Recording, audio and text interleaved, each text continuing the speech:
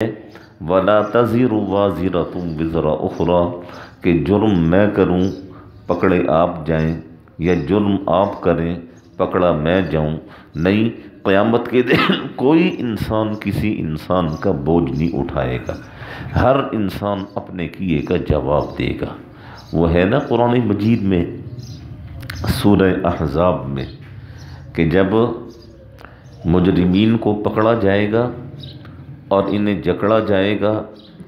اور جب انہیں مار پڑے گی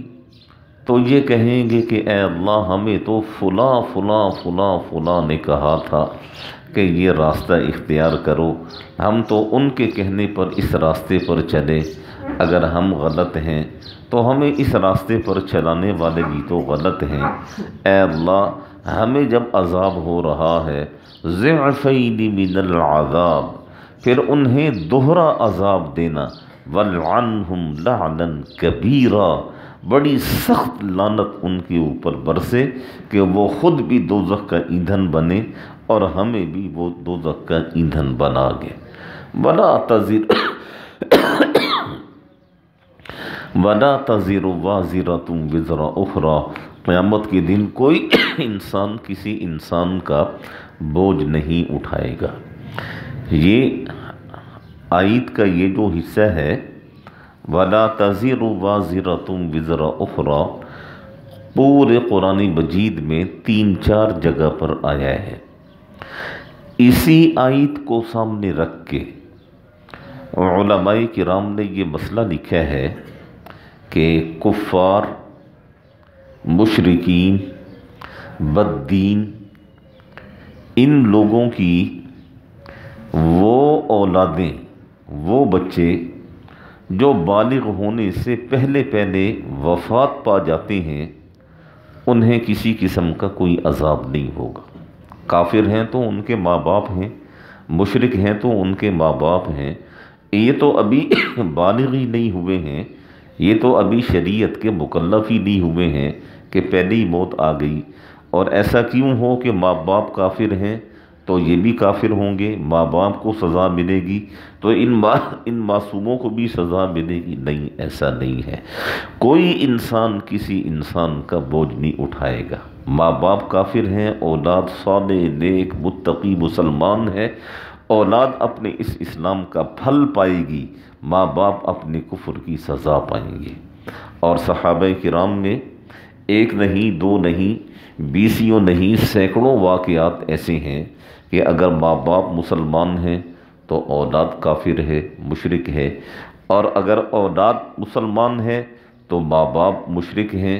ایک بھائی مسلمان ہے تو دوسرا بھائی وہ مشرک ہے، بھائی مسلمان ہے تو بہن مشرکہ ہے۔ یہ تو بہت سارے واقعات یہ تو سیرت کی کتابوں میں آپ کو مل جائیں گے۔ مشرکین مکہ اسی وجہ سے تو کہا کرتے تھے کہ یہ جو نیا دین آیا ہے محمد صلی اللہ علیہ وسلم لائے ہیں، اس دین نے گھر گھر میں جھگڑا ڈال دیا ہے۔ اور گھر گھر میں جھگڑا کیا تھا؟ وہ یہی تھا کہ باپ مسلمان تھا، بیٹا مشرک تھا، یا بیٹا مسلمان تھا، باپ مشرک تھا، ماں مسلمان تھی، بیٹی مشرکہ تھی، بیٹی اگر مسلمان تھی تو ماں مشرکہ تھی۔ اور یہ جنہوں نے اسلام کو قبول کیا وہ پھل پا گئے، اور جو کفر کی حالت میں مرے، کفر کی حالت میں گئے، دیکھیں آج بھی ان کا نام و نشان نہیں ہے۔ اور جن لوگوں نے آپ صلی اللہ علیہ وسلم کے زمانے میں اسلام قبول کیا، جن کی قبروں کے نشان اور آثار اب بھی باقی ہیں، تو جو لوگ حج اور عمرہ کرنے کے لیے جاتے ہیں تو وہ ڈھونڈ ڈھونڈ کر، تلاش کر کر کے ان لوگوں کی قبروں پر جا کر حاضری دیتے ہیں۔ اور جن لوگوں نے اسلام قبول نہیں کیا ان کا تو نام و نشان ہی نہیں ہے۔ اگر کسی کے بارے میں کچھ آثار ہیں کہ وہ اس جگہ پر مدفون ہے تو وہاں جا کر لوگ پتھر برساتے ہیں۔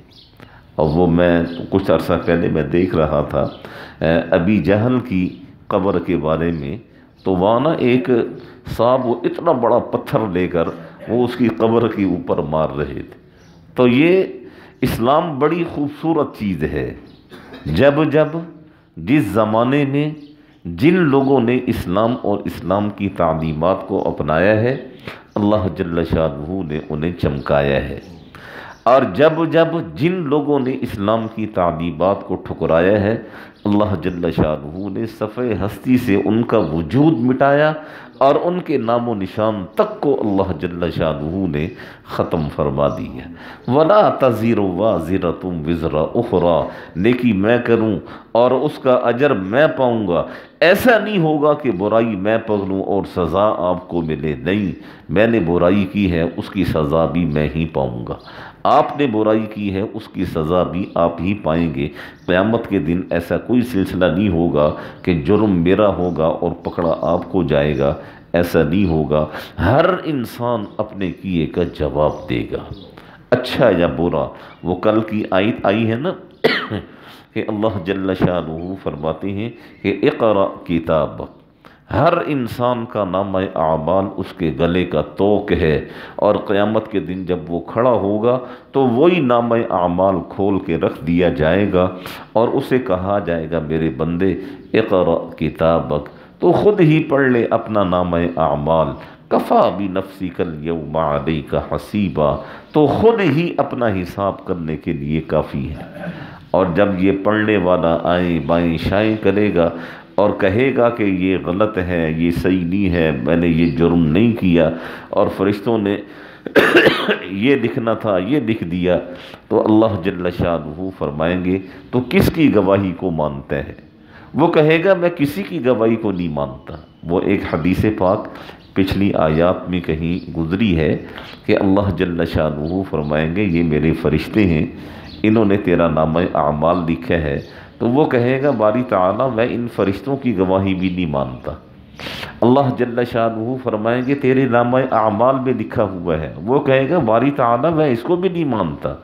تو اللہ جل شانہ فرمائیں گے کس کی گواہی کو مانے گا؟ تو وہ کہے گا اللہ تعالیٰ میں اپنے وجود کے اعضاء کی گواہی کو مانوں گا۔ تو اللہ جل شانہ اس کی منہ پر اس کی زبان کو بند فرما دیں گے، منہ کے اوپر مہر لگا دیں گے، اب یہ شخص بول نہیں سکے گا، اب اس کے ہاتھ بولیں گے، اب اس کے پاؤں بولیں گے، اب اس کے کان بولیں گے۔ وہ سورہ یاسین میں ہے نا الیوم نختم علی افواہہم، ہم منہ پر مہر لگا دیں گے، یہ شخص بول نہیں سکے گا، وتکلمنا ایدیہم، ہاتھ بولیں گے، وتشہد ارجلہم، پاؤں اس انسان کے بارے میں گواہی دیں گے۔ اور جب یہ گواہی آ جائے گی پھر یہ انسان شرمندہ شرمندہ شرمندہ اور گردن جھکا کر کھڑا ہوگا۔ اور آیت کے آخری حصے میں اللہ جل شانہ فرماتے ہیں وَمَا كُنَّا مُعَذِّبِينَ حَتَّى نَبْعَثَ رَسُولًا، کہ ہماری سنت یہ نہیں ہے کہ کسی جگہ کسی بستی میں ہم نبی کو نہ بھیجیں اور پھر وہاں پر عذاب بھیج دیں، ایسا نہیں ہوا۔ جہاں جہاں بھی عذاب آئے ہیں ہم نے پہلے وہاں سمجھانے والے بتانے والے انبیاء کرام کو بھیجا ہے، انبیاء کرام نے اپنی محنت فرمائی ہے، اور محنت فرمانے کے بعد جب ان کا وقت پورا ہوا اور قوم جھٹلانے پر ڈٹ گئی تو پھر ہم نے اس بستی والوں کو ہلاک کیا ہے، ورنہ ایسا نہیں ہوا کہ کسی قوم کی طرف ہم نے نبی ہی نہ بھیجا ہو اور ڈائریکٹ ان کے اوپر عذاب بھیج دیا ہو، ایسا نہیں ہوا۔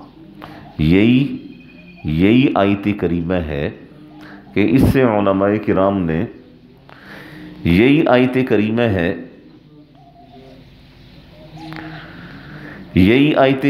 ہے اس سے علماء کرام نے یہ مسئلہ نکالا ہے